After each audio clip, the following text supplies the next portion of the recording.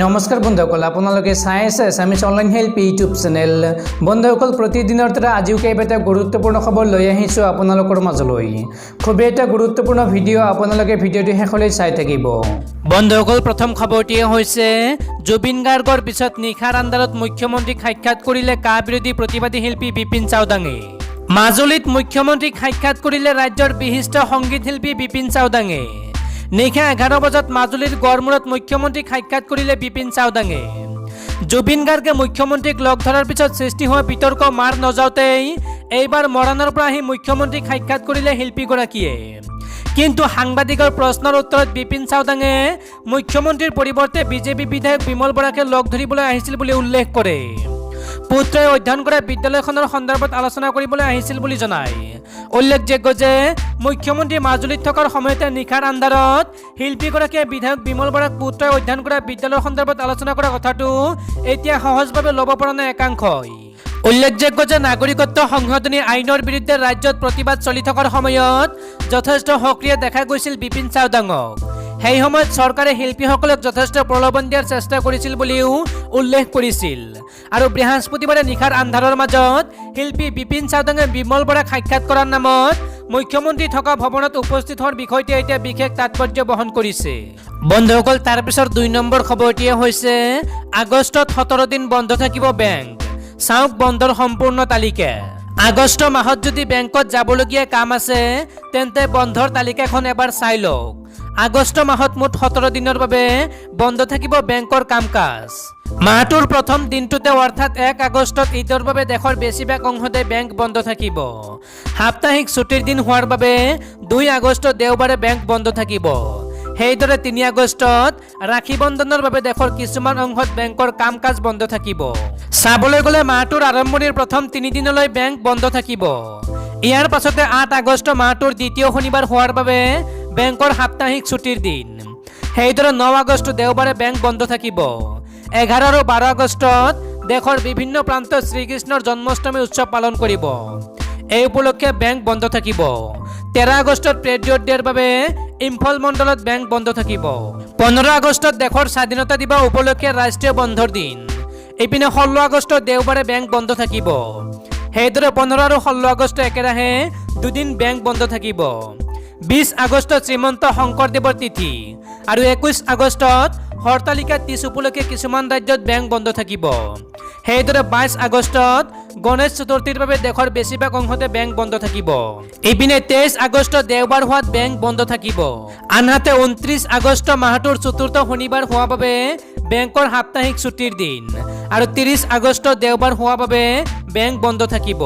বন্ধুসকল, তাৰ পিছৰ 3 নম্বৰ খবৰটিয়ে হৈছে শিৱসাগৰত মানৱ শৃংখলৰ জৰিয়তে কাৰ বিৰুদ্ধে পুনৰ ৰাজপথত সংগ্ৰাম কৰাৰ হুংকাৰ আছুৰ। নাগৰিকত্ব সংশোধনী আইন চমুকৈ কাৰ বিৰুদ্ধাচৰণ কৰি শিৱসাগৰত শুকুৰবাৰে আছুৰে মানৱ শৃংখল কাৰ্যসূচী ৰূপায়ণ কৰে। সৌদ শিৱসাগৰ জিলা ছাত্ৰ সন্থাৰ আহ্বানত শিৱসাগৰ আঞ্চলিক ছাত্ৰ সন্থাই শিৱসাগৰ মুক্তিনাথ চাৰিআলিত নাগৰিকত্ব সংশোধনী আইন 2019 বাতিলৰ দাবীত এই কাৰ্যসূচী গ্ৰহণ কৰে। মুক্তিনাথ চাৰিআলি স্থিত টেম্পল ৰোডৰ দুয়োকাষে আছুৰ শতাধিক সদস্যই সামাজিক দূৰত্ব মানি বৰতাল বজাই চৰকাৰ বিৰোধী শ্লোগানেৰে উত্তাল প্ৰতিবাদ সাব্যস্ত কৰে। আছুৰ শিৱসাগৰ জিলাৰ সাধাৰণ সম্পাদক সমীৰণ ফুকনে কয় যে সৌদ অসম ছাত্ৰ সন্থাই কেবৰ বিৰুদ্ধে প্ৰতিবাদ কৰিছিল আৰু তাৰ পিছত কাৰ বিৰুদ্ধে প্ৰতিবাদ কৰি আহিছে। অসমীয়া ৰাইজে কা মনা নাছিল আৰু ভৱিষ্যতেও নামানে। তেওঁ লগতে কয় যে যিহেতু এই আইনখনে অসমীয়া জাতি, সংস্কৃতি, কৃষ্টি, সভ্যতাৰ প্ৰতি ভাবুকি কঢ়িয়াই আনিব। বিজেপি চৰকাৰে যেতিয়ালৈকে এই আইন বাতিল নকৰে সৌদ অসম ছাত্ৰ সন্থাই অসমবাসীক লগত লৈ পুনৰ ৰাজপথলৈ কা বিৰোধী আন্দোলন ইয়াতকৈ অধিক তীব্ৰভাৱে গঢ়ি তুলিব বুলিও হুংকাৰ দিয়ে। আনহাতে শিৱসাগৰ জিলা ছাত্ৰ সন্থাৰ আহ্বানত শিৱসাগৰ সদৰৰ লগতে নাজিৰা, চৰাইদেউত আছুৱে মানৱ শৃংখল কাৰ্যসূচী ৰূপায়ণ কৰে। বন্ধুসকল, তাৰ পিছৰ 4 নম্বৰ খবৰটিয়ে হৈছে সমগ্ৰ বিশ্বৰ লগতে ভাৰতবৰ্ষত দ্ৰুতগতিত বৃদ্ধি পাই আছে কৰোনা ভাইৰাছত আক্ৰান্ত হোৱা আৰু মৃত্যু হোৱা লোকৰ সংখ্যা। বিগত 24 ঘণ্টাত ভাৰতবৰ্ষত 55,000ৰো অধিক লোক আক্ৰান্ত হৈছে কোভিড-19ত।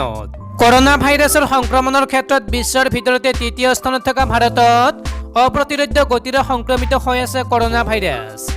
দেশত বিগত 24 ঘণ্টাত 55,000ৰো অধিক লোক এই মাৰাত্মক ভাইৰাছবিধত আক্ৰান্ত হৈছে। 24 ঘণ্টাত ভাইৰাছবিধে প্ৰাণ কাঢ়ি নিছে 779 লোকৰ। 24 ঘণ্টাত কৰোনা ভাইৰাছত আক্ৰান্ত হোৱা ৰোগীৰ সংখ্যা হৈছে 55,079 এতিয়ালৈকে কৰোনা ভাইৰাছত আক্ৰান্ত ৰোগীৰ সংখ্যা হৈছে গৈ 16,38,871 ইয়াৰ ভিতৰত থকা এক্টিভ ৰোগীৰ সংখ্যা হৈছে 5,45,318 ত্ৰাসৰ সৃষ্টি কৰা ভাইৰাছবিধে প্ৰাণ কাঢ়ি নিয়া লোকৰ সংখ্যা হৈছে গৈ 35,747 বন্ধুসকল, তাৰ পিছৰ 5 নম্বৰ খবৰটিয়ে হৈছে অসমত প্ৰযোজ্য নহয় আনলক 3 জনালে স্বাস্থ্যমন্ত্ৰী ডক্টৰ হিমন্ত বিশ্ব শৰ্মাই। অসমত প্ৰযোজ্য নহয় আনলক 3 তাৰ পৰিৱৰ্তে বৰ্তমান প্ৰযোজ্য হৈ থকাৰ দৰে সকলো নিয়ম মানি চলিব লাগিব 15 আগষ্টলৈকে। এই কথা জনাইছে স্বাস্থ্যমন্ত্ৰী ডক্টৰ হিমন্ত বিশ্ব শৰ্মাই। ৰাজ্যৰ পৰিৱেশ সামান্যভাৱে উন্নত হৈছে, গতিকে ইয়াৰ প্ৰতি লক্ষ্য ৰাখি 15 আগষ্টলৈকে বাহাল থাকিব সকলো নীতি নিৰ্দেশনা। কেন্দ্ৰীয় চৰকাৰে 1 আগষ্টৰ পৰা জাৰি কৰিছে আনলক 3 লগতে প্ৰস্তুত কৰা হৈছিল নতুন গাইডলাইন। কিন্তু অসমৰ ক্ষেত্ৰত প্ৰযোজ্য নহ'ব এই নীতি নিৰ্দেশনা। অসমত বাহাল থাকিব সান্ধ্য আইন, লগতে যিখিনি নিৰ্দেশাৱলী পূৰ্বতে ৰাজ্য চৰকাৰে জাৰি কৰিছিল সেই হিচাপতে চলি থাকিব। আৰু 15 আগষ্টৰ পিছৰ পৰিৱেশ কেন্দ্ৰীয় চৰকাৰক অৱগত কৰি পৰৱৰ্তী সিদ্ধান্ত ল'ব ৰাজ্য চৰকাৰে। এই কথা জানিবলৈ দিছে মন্ত্ৰী হিমন্ত বিশ্ব শৰ্মাই। বন্ধুসকল, তাৰ পিছৰ 6 নম্বৰ খবৰটিয়ে হৈছে এতিয়া আপোনাৰ ঘৰত ৰখা সোণৰ হিচাপ দিব লাগিব চৰকাৰক। মোদী চৰকাৰে আনি আছে নতুন আঁচনি। বিত্ত মন্ত্ৰালয়ে এতিয়া ভাৰতত বেআইনীভাৱে ঘৰত ৰখা সোণৰ হিচাপ ৰাখিবলৈ এমনেষ্টি প্ৰগ্ৰামক লৈ চৰ্চা কৰি আছে। এই কাৰ্যসূচীৰ অধীনত চৰকাৰে বিচাৰিছে যে টেক্স ফাঁকিৰ ক্ষেত্ৰত নিয়ন্ত্ৰণ আহে আৰু আমদানিৰ ওপৰত নিৰ্ভৰশীলতা অলপ হ্ৰাস পাওক। এটা বিজনেছ নিউজ ৱেবছাইটত এই বিষয়টোৰ সৈতে জড়িত লোকৰ পৰা লাভ কৰা প্ৰতিবেদনত এই তথ্য প্ৰকাশ কৰিছে। প্ৰধানমন্ত্ৰী নৰেন্দ্ৰ মোদীৰ আগত তুলি ধৰা প্ৰস্তাৱত কোৱা হৈছে যে চৰকাৰে ৰাইজক আহ্বান জনাব লাগে যে অবৈধভাৱে ৰখা সোণৰ তথ্য আয়কৰ বিভাগক যাতে দিয়ে। ইয়াৰ কাৰণে তেওঁলোকে লেভি বা পেনাল্টি দিব লাগিব। অৱশ্যে এই প্ৰস্তাৱ এতিয়াও প্ৰাৰম্ভিক পৰ্যায়তে আছে। চৰকাৰে এতিয়াও সম্পৰ্কীয় বিষয়াৰ সৈতে চৰ্চা কৰিহে আছে। বন্ধুসকল, তাৰ পিছৰ 7 নম্বৰ খবৰটিয়ে হৈছে ঋণ অনাদায়। ৰিলায়েন্সৰ মুখ্য কাৰ্যালয় অধিগ্ৰহণ কৰিলে য়েছ বেংকে। গভীৰ সংকটৰ গৰাহত পৰিছে ৰিলায়েন্স গ্ৰুপৰ মুৰব্বী অনিল আম্বানী। বেংকৰ পৰা ঋণৰ উপৰি ঋণ লৈ ধাৰৰ বোজাত পৰি যোৱা অনিল আম্বানীৰ ৰিলায়েন্স গ্ৰুপৰ মুম্বাইত থকা মুখ্য কাৰ্যালয় অৱশেষত অধিগ্ৰহণ কৰিলে য়েছ বেংকে। মুম্বাইৰ সান্তাক্ৰুজত থকা ৰিলায়েন্স গ্ৰুপৰ 21,432 বৰ্গমিটাৰ আয়তনৰ মুখ্য কাৰ্যালয়টো ঋণ পৰিশোধ নকৰাৰ বাবেই য়েছ বেংকে অধিগ্ৰহণ কৰিছে। কেৱল সেয়াই নহয়, অনিল আম্বানীৰ মুম্বাইত থকা 2টা ফ্লেটো বেংকটোৱে অধিগ্ৰহণ কৰিছে। য়েছ বেংকৰ সূত্ৰই প্ৰকাশ কৰা অনুসৰি বেংকটোৰ পৰা অনিল আম্বানীৰ ৰিলায়েন্স গ্ৰুপে 2,892 কোটি টকাৰ ঋণ লৈছিল, কিন্তু সেই ঋণ আজিলৈকে পৰিশোধ কৰা নাই।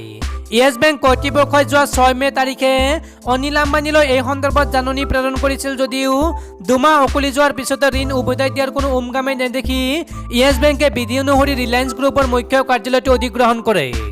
উল্লেখযোগ্য যে যোৱা 23 জুনত অনিল আম্বানীয়ে এই বুলি ঘোষণা কৰিছিল যে খুব সোনকালে তেওঁৰ কোম্পানীটোৱে 6,000 কোটি টকাৰ ঋণৰ পৰা মুক্ত হ'বলৈ সক্ষম হ'ব।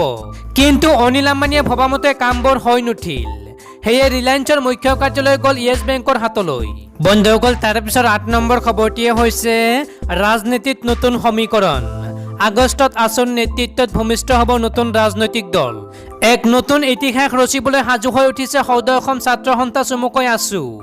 35 বছৰীয়া এক দীঘলীয়া অন্তৰালৰ মূৰত দ্বিতীয়টো ৰাজনৈতিক দলৰ বীজ ৰোপণৰ দিশে আগবাঢ়িছে সংগঠনটো।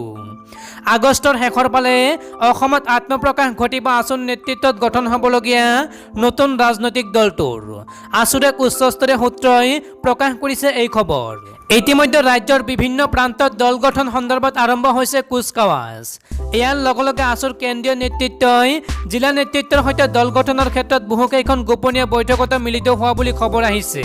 ইতিমধ্যে কা বিৰোধী আন্দোলনৰ সময়ৰ পৰা বহুবাৰ আছুৰ সভাপতি দীপাংক কুমাৰ নাথ আৰু সাধাৰণ সম্পাদক লুৰিণজ্যোতি গগৈ ৰাইজৰ দাবীত তথা ৰাইজে বিচাৰিছে বাবে নতুন ৰাজনৈতিক বিকল্পৰ বাবে প্ৰস্তুত হোৱা বুলি সংবাদ মাধ্যমৰ আগত কৈ আহিছে। শুকুৰবাৰে আছুৰ কেন্দ্ৰীয় সমিতিৰ বৈঠকত নতুন ৰাজনৈতিক দল গঠনৰ বিষয়টো স্থান লাভ কৰা বুলি জানিব পৰা গৈছে।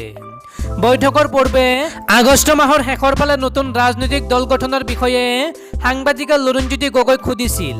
উত্তৰত লুৰিনে কয় যে ৰাজনৈতিক দলৰ কথাটো ৰাইজৰ মনৰ চিন্তা, ৰাইজে বিচাৰিছে, ৰাইজৰ চিন্তাৰ লগত ছাত্ৰ সন্থা সদায় থাকিব। জাতীয় চিন্তা চেতনা চৰকাৰখনৰ কাম কাজে বিঘ্নিত কৰিছে, জাতীয় স্বাৰ্থ ক্ষুণ্ণ হৈছে। গতিকে ৰাইজে নতুন ৰাজনৈতিক চিন্তাৰ জন্ম হোৱাটো বিচাৰিছে, ৰাইজৰ লগত ছাত্ৰ সন্থা নিশ্চয় থাকিব। তাৎপৰ্যপূৰ্ণভাৱে আছুৰ দ্বাৰা গঠন হ'বলগীয়া নতুন আঞ্চলিক শক্তিটোৰ নেতৃত্বত ৰাজ্যৰ আগশাৰীৰ শিক্ষাবিদ, সাহিত্যকে ধৰি বহু কেইগৰাকী অগপৰ নেতা থাকিব বুলি বহুলভাৱে চৰ্চিত হৈছে। এই ক্ষেত্ৰত চৰ্চিত হৈছে পাথাৰকুছিৰ অগপ বিধায়ক প্ৰবীন্দ্ৰ ডেকা, লখিমপুৰ সমষ্টিৰ বিধায়ক উৎপল দত্ত, বৰপেটা সমষ্টিৰ বিধায়ক গণীন্দ্ৰ দাস আৰু তেজপুৰ সমষ্টিৰ বিধায়ক বৃন্দাবন গোস্বামীৰ নাম। আনকি চাৰিওগৰাকী বিধায়কে তেওঁলোকৰ বৰ্তমানৰ সমষ্টিৰ পৰাই 2021 নিৰ্বাচনত প্ৰতিদ্বন্দ্বিতা কৰিব বুলি এক সূত্ৰত প্ৰকাশ পাইছে। কা বিৰোধী আন্দোলনৰ সময়ত অগপৰ 3 মন্ত্ৰীক্ৰমে অতুল বৰা, কেশৱ মহন্ত, ফণীভূষণ চৌধুৰী আৰু অন্য কেইবাগৰাকী শীৰ্ষ নেতৃত্বৰ স্থিতিৰ বিৰুদ্ধে অৱস্থান লৈছিল উপৰোক্ত বিধায়ক কেইগৰাকীয়ে। তেওঁলোকক নেতৃত্ব দিছিল অগপৰ প্ৰতিষ্ঠাপক সভাপতি তথা প্ৰাক্তন মুখ্যমন্ত্ৰী প্ৰফুল্ল কুমাৰ মহন্তই। তেওঁলোকে অগপৰ বৰ্তমানৰ সভাপতিকে ধৰি অন্যান্য নেতৃত্বৰ বিৰুদ্ধে কেইবাখনো সভা বৈঠক অনুষ্ঠিত কৰিছিল, যাৰ ফলত দলৰ মজিয়াতে এলাগী হ'বলগীয়া হৈছিল প্ৰফুল্ল মহন্তপন্থী। অৱশ্য প্ৰাক্তন মুখ্যমন্ত্ৰী প্ৰফুল্ল কুমাৰ মহন্তই নতুন ৰাজনৈতিক দলত যোগদানক লৈ কোনো ধৰণৰ স্থিতি বৰ্তমানলৈকে প্ৰকাশ কৰা নাই। ইপিনে আছুৰ নেতৃত্বত গঠন হ'বলগীয়া ৰাজনৈতিক দলটোৱে অকলে নিৰ্বাচনত প্ৰতিদ্বন্দ্বিতা কৰিবনে অন্য কোনো বিৰোধী ৰাজনৈতিক দলৰ লগত মিত্ৰতা কৰে, সেয়া বৰ্তমানলৈকে স্পষ্ট হোৱা নাই। অৱশ্য আছুৰ নেতৃত্বত গঠন হ'বলগীয়া ৰাজনৈতিক দলটোৱে যে ৰাজ্যৰ ৰাজনীতিত এক নতুন ৰাজনৈতিক সমীকৰণৰ সৃষ্টি কৰিব, সেয়া এক প্ৰকাৰে নিশ্চিত হৈ পৰিছে। বন্ধুসকল, তাৰপিছত 9 নম্বৰ খবৰটিয়ে হৈছে আজি ত্যাগ আৰু ভাতৃত্ববোধৰ উৎসৱ ঈদ। এইবাৰ নহয় সমূহীয়া নামাজ। দেশত চলি আছে কৰোনাৰ সংহাৰ। কৰোনাৰ ফলত এইবাৰ দেশবাসী বঞ্চিত হৈছে বিভিন্ন উৎসৱ উদযাপনৰ পৰা। আজি ইছলাম ধৰ্মাৱলম্বী লোকসকলৰ ত্যাগ আৰু ভাতৃত্ববোধৰ পবিত্ৰ উৎসৱ ঈদ। পিছে কৰোনাৰ ভয়াৱহতাৰ প্ৰতি লক্ষ্য ৰাখি এইবাৰ ঈদত নহ'ব সমূহীয়া নামাজ। তাৰ বিপৰীতে চৰকাৰী নীতি নিয়ম মানি ঘৰতে নামাজৰ সিদ্ধান্ত। ইমামৰ অনুমতি হৈ 2-4 জন লোকহে প্ৰৱেশ কৰিব পাৰিব মছজিদত।